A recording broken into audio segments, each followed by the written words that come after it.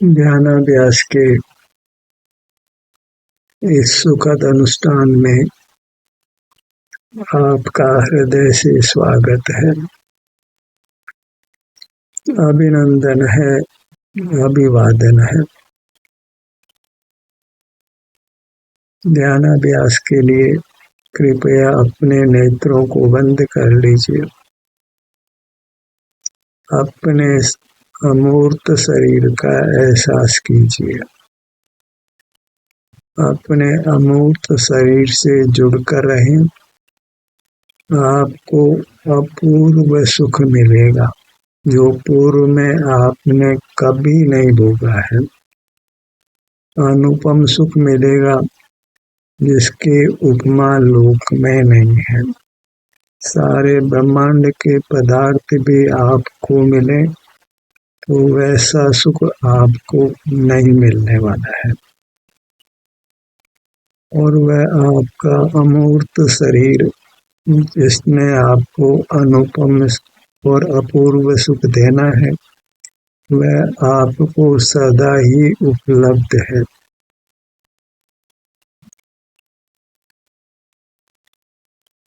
बस आपको उससे जुड़कर रहना है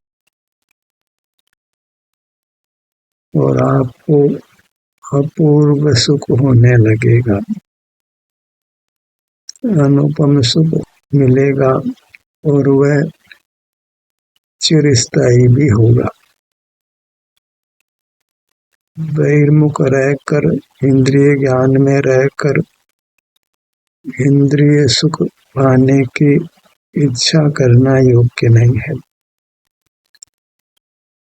पदार्थों को जानने की जिद नहीं करना है। उसमें हमने अपने उत्तम सुख को खोना है।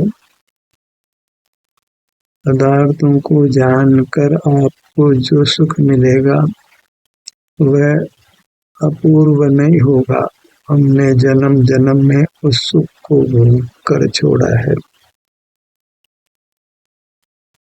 अनुपम सुख नहीं मिलेगा। उस सुख की उपमा लोक में बहुत है।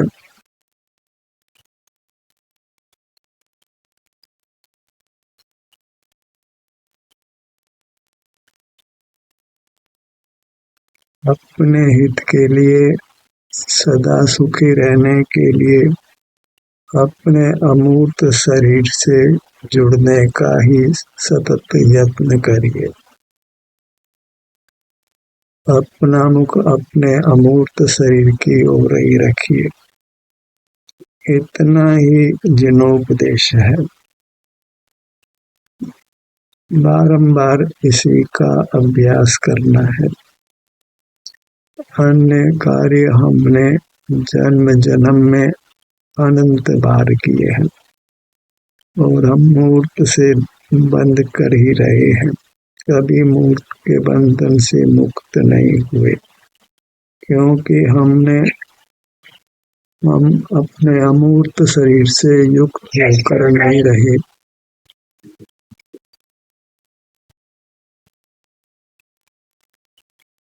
कितना सुगम है अपूर्व और अनुपम सुख पाने का उपाय कि बाहर के पदार्थों को देखना जानना छोड़कर अपना मुख अपनी ओर करके अपने अमूर्त शरीर से युक्त रहना है। बंद नेत्रों से हम अपने अमूर्त शरीर से ही जुड़ते हैं। सिर से पैरों तक ये अपना अमूर्त शरीर है जिसमें कोई रंग गंध स्पर्श नहीं है। वह सुख स्वभावी है। उससे युक्त होने से हमको अपूर्व और अनुपम सुख मिलता है जिसके उपमा लोक में नहीं है, जिसको पूर्व में हमने भोगा नहीं है। उसी सुख को परमात्मा भोग रहे हैं।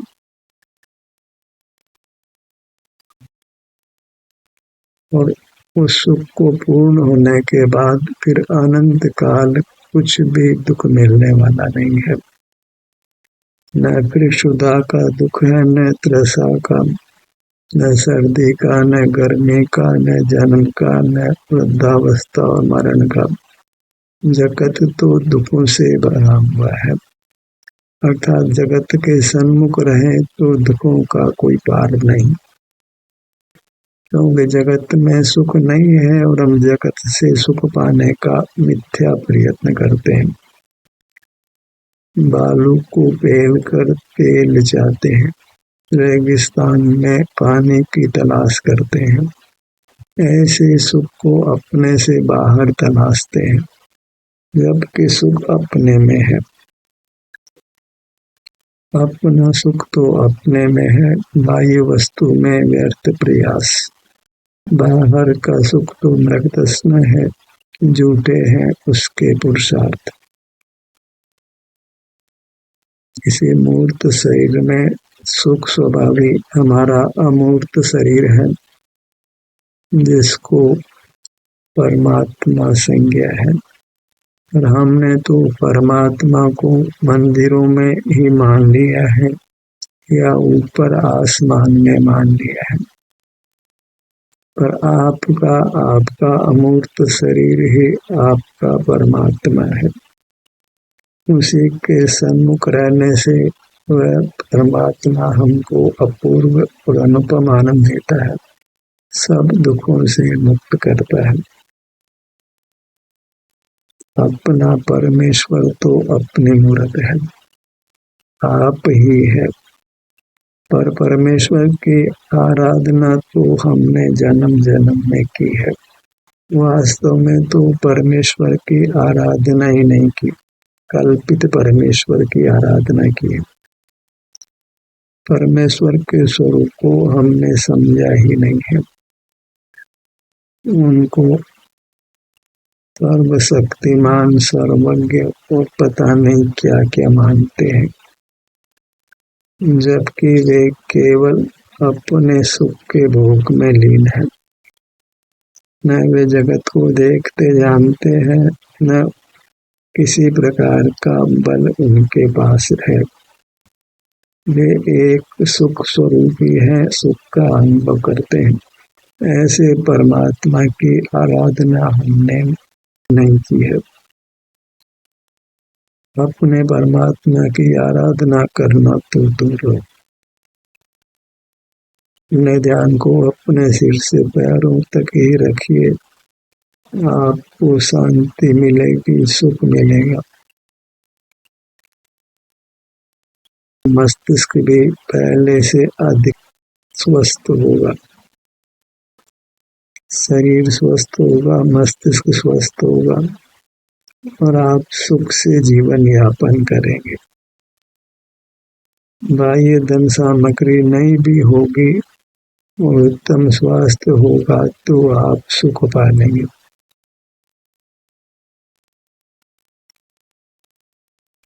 क्योंकि स्वस्थ व्यक्ति बाह्य साधनों को भी जुटाई लेता है, भर लेते हैं पेट सभी जिनके है काया।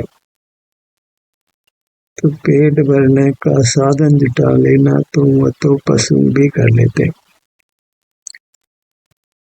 मनुष्य तो वही है जो अपना मुख अपनी ओर करके अपने अमूर्त शरीर से युक्त होकर उत्तम सुख पा लेता है। परमात्मा की तरह रहने की कला सीख लेता है। वह कला केवल अपने अमूर्त शरीर का एहसास करने रूप है।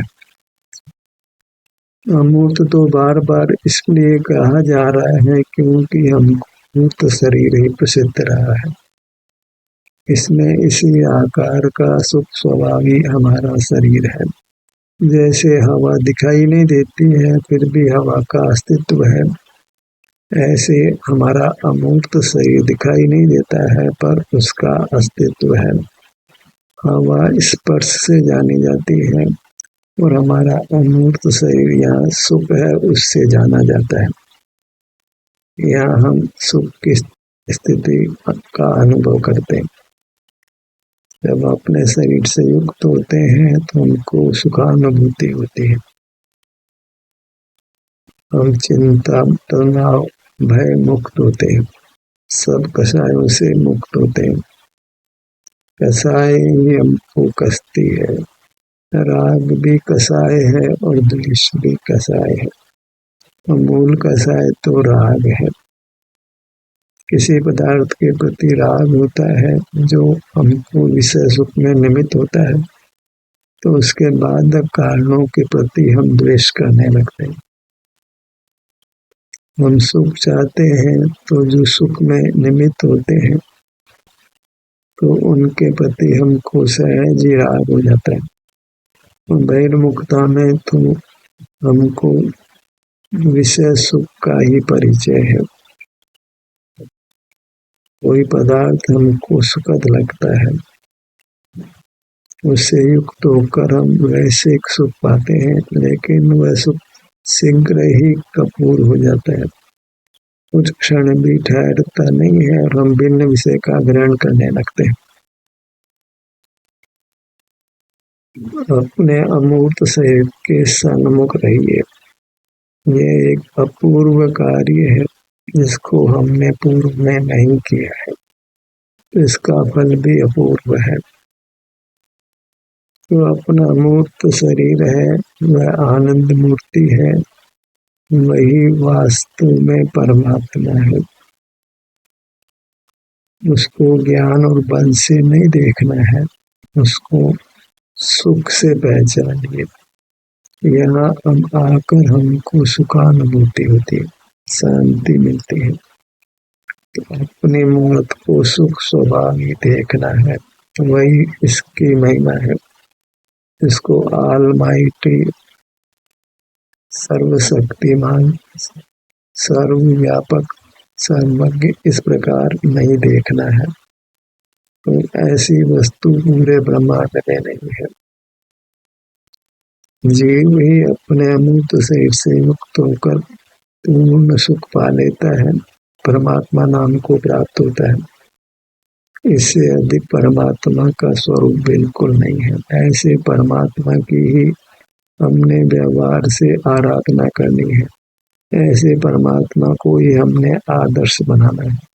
जैसे वे अपने अमूर्त शरीर से युक्त होकर सुख का अनुभव कर रहे हैं, ऐसे ही हमको भी अपने अमूर्त शरीर से युक्त होकर सुख का अनुभव करना है। यही उनके चरणों की उपासना है। उनके चरण संचरित बनना है, उनके अनुयायी बनना है, उनका अनुसरण करना है और परमात्मा हो जाना है। सिर के भाग पर आइए।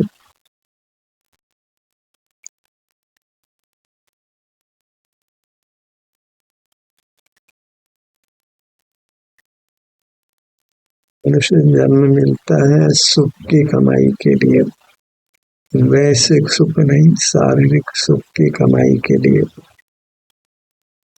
अपने शरीर में जिस सुख का अनुभव होता है, बिना ही पर का लक्ष्य किए अपने लक्ष्य से उसको शारीरिक सुख कहते हैं, और वही वास्तविक सुख है।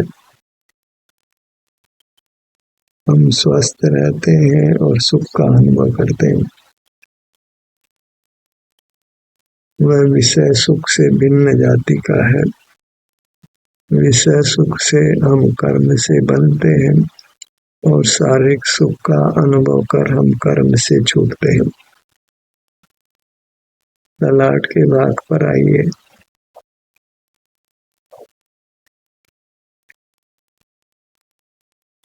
हमको हमारा अनुभव सहज ही हो जाता है जब हम बहिर्मुख नहीं होते। किसी भिन्न सामग्री की आवश्यकता बिल्कुल नहीं होती है। वह सुख जगत के अधीन नहीं है। जगत में रहे किसी भी प्रकार पर नमन करे, हम अपना मुख अपनी ओर करके पूर्ण सुख पा सकते हैं। जगत को जगत में रहने दीजिए, उसके संबंध में कुछ भी विकल्प करना अपने को सुख से वंचित करना है। बाहर की जानकारी लेना अपने को सुख से वंचित करना है। वह सब पराश्रय है, अपने से विमुख रहने रूप है, अपने को अपने सुख से वंचित करने रूप है। बीमार होने का कारण देते हैं और फिर दुख पाते हैं। फिर अपना मुख अपनी ओर रहे तो हम स्वस्थ रहते हैं, सुख का अनुभव करते हैं। Health is lost, everything is lost. चरित्र खो देते हैं तो हेल्थ खो देते हैं, हेल्थ खो देते हैं तो सुख खो देते हैं। और चरित्र नाम तो अपने अमूर्त शरीर से युक्त रहना है, वही शील है, चारित्र है, धर्म है, सामायिक है, प्रतिक्रमण है, प्रायश्चित है, आलोचना है, वही आवश्यक कार्य है। आवश्य होना, किसी के भी वश में नहीं होना, भौतिक जगत के वश में नहीं होना। भौतिक जगत आकर्षित लगे तो भी उनको विषय नहीं बनाना, वही भौतिक जगत के वश में नहीं होना है। अवश्य रहना है, वही आवश्यक कर्म है, करने योग्य कार्य है। पुद्गल के वश में नहीं होना। पुद्गल 5 इंद्रियों से सुहावना सुखद लगता है और हम उस सुख के वश में नहीं आते हैं, इंद्रिय व्यापार नहीं करते हैं, अपने अमूर्त शरीर से ही युक्त रहते हैं, वही अवश्य होना है, वही साधक का आवश्यक कर्म है।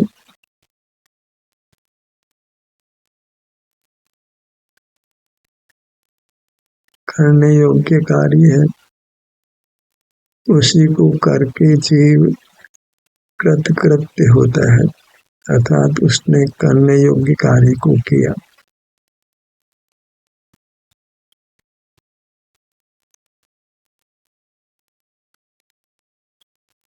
जो अपने अमूर्त शरीर से युक्त नहीं होता वह शीलवान नहीं है, चैत्रवान नहीं है, वह योगी नहीं है, वह भोगी है। और जो भोगी है वह रोगी है, वह नाना दुख को भोगता है। इंद्रिय ज्ञान में स्थित जीव ही कामी भोगी है, रोगी है और संसार में नाना दुख भोगता है। हमें इंद्रिय ज्ञान में नहीं रहना है, अपने अमूर्त शरीर से युक्त रहना है, अपना मुख अपनी ओर करके ठहर जाना है, थम जाना है, स्थिर हो बैठो अपने धाम, अपने शरीर में स्थिर होकर बैठ जाना है और पूर्ण सुख को पा लेना है। ललाट के भाग पर आइए।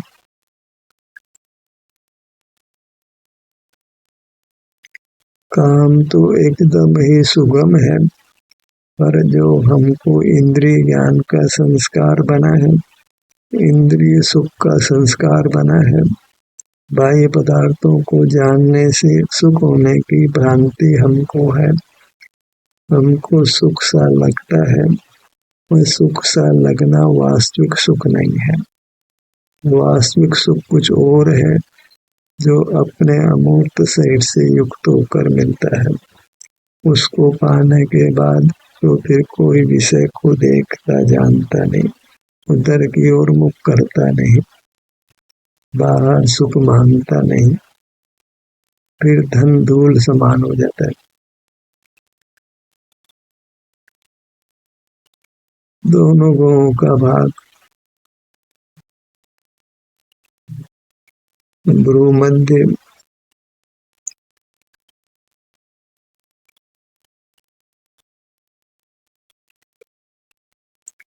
होने वाली शांति को पहचानिए, फिर अपने अमूर्त शरीर से युक्त होना है। उपयोग बाहर आता है, लेकिन हमको फिर अपने अमूर्त शरीर से युक्त हो जाना है।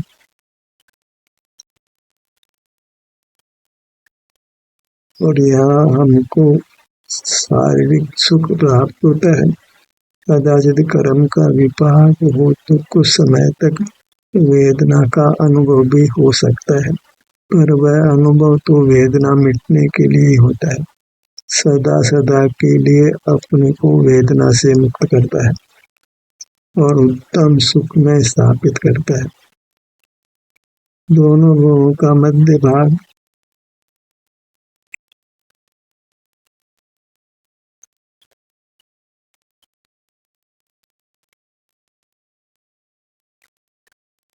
परमात्मा निरंतर अपने शरीर से युक्त रहते हैं और विश्रांत रहते हैं, आनंद को भोगते हैं। इसमें कोई थकावट नहीं है, कोई तनाव नहीं है, कोई मन इंद्रियों का, वचन का कि काय चेष्टा, कोई बाहर का व्यापार नहीं है।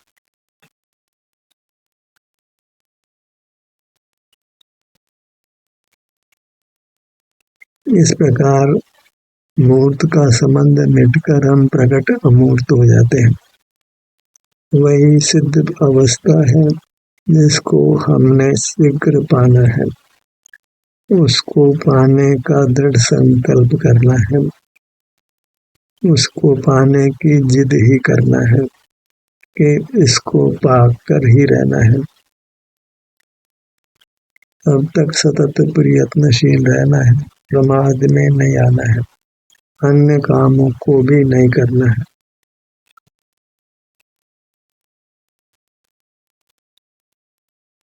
और अन्य काम करने पड़े तो भी उनको रुचि से नहीं करना है। मुसीबत जानकर उनसे शीघ्र से शीघ्र ही छूट जाना है।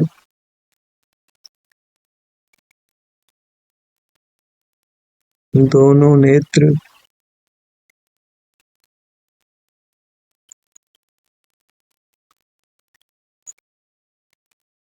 बायां नेत्र, दायां नेत्र, इंद्रियां अभी खुल जाती हैं तो भी अपने स्मरण शक्ति के बल पर अपने अमूर्त शरीर पर आ जाना है। जिस सुख को हमने अमूर्त शरीर से युक्त होकर भोगा है, उसी के संस्कार के बस फिर अपने सन्मुख हो जाना है।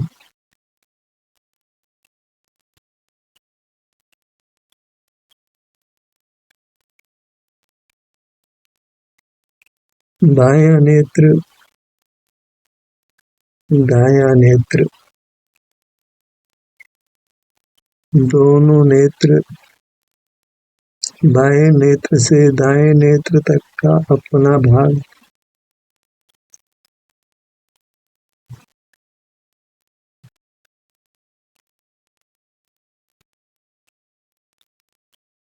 अपने कानों के भाग पर आइए।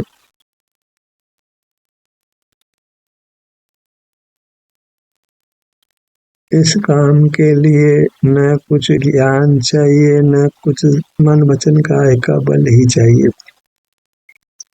और ज्ञान इंद्रिय ज्ञान रूप है, बल मन बल वचन बल काय बल रूप है।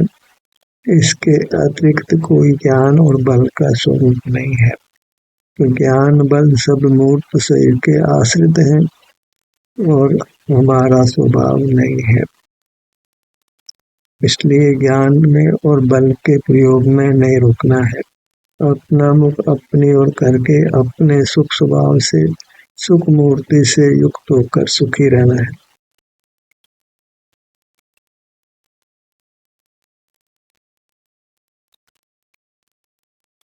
दोनों कान,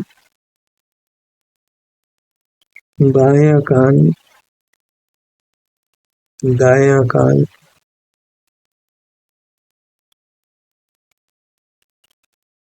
नासिका, दोनों नथुने, बायां नथुना, दायां नथुना।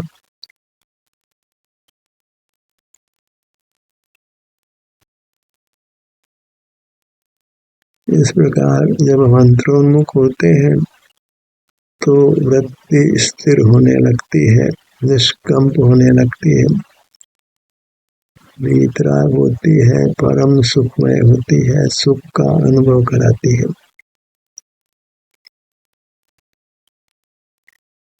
दोनों होठों का भाग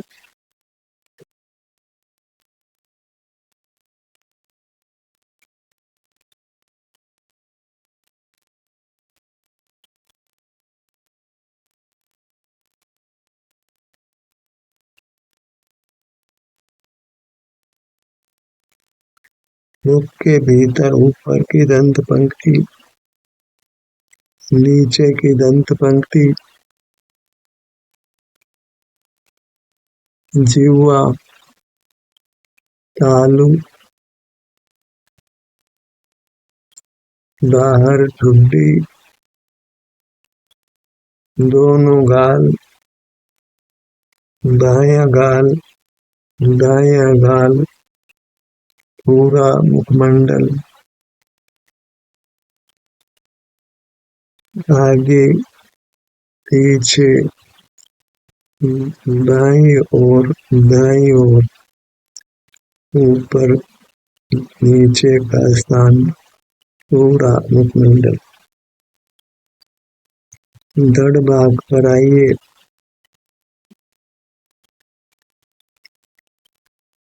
दाहिनी भुजा,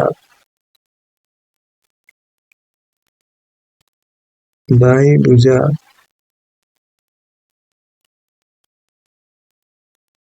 दाहिना पैर, बायां पैर, अपना पूरा अमूर्त शरीर, इसी की आराधना करना है, इसी की भक्ति करना है, और वह सब इसके सन्मुख रहने रूप है, इसी के स्वास्थ्य का अनुभव करने रूप है। ध्यान का सत्र यही समाप्त होता है। आपकी सहभागिता के लिए धन्यवाद।